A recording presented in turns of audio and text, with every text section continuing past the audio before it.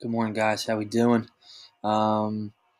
So for today's assignment, I just posted a little writing assignment. I want you to try to finish the book. Chapter 6 is very short at the end. Chapter 5 is about a normal length, size chapter. Um, so it might be a little more reading. I would even give you more time, for this. If the reading was too much, you can always ask for more time. You know that. So for this assignment, pick. There's a poem called "To a Mouse" by Robert Burns. That's where the title of Mice and Men is kind of derived from. So what I wanted you to kind of do was to read the poem, both the sort of original and translated version, and then let's see, it's popping up here.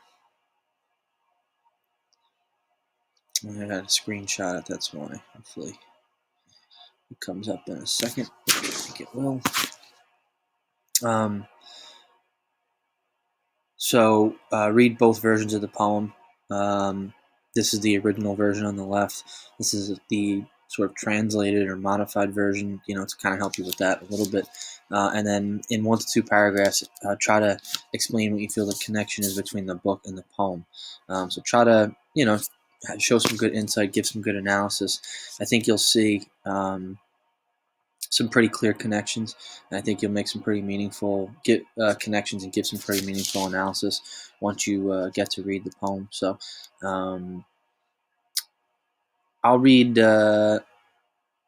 one of the more famous lines. "But mouse, you are not alone, and proving foresight may be vain. The best laid plans of mice and men often go astray, and leave us nothing but grief and pain for promised joy." So like that line, "the best laid plans of mice and men often go astray," has a lot of significance. You'll hear it's sort of a cliche, and a line that people will use here and there. I've heard it used before. Maybe you haven't, but it is. So I think there's kind of a connection there. "But I cast my eye backwards on dreary prospects, and though I cannot see the future, I guess in fear." I just read the end. So I think there's again connections there. I think you could connect a lot of these things to society today, the way people think, the actions of people. Again, this is kind of an informal writing assignment. I want you to be more reflective.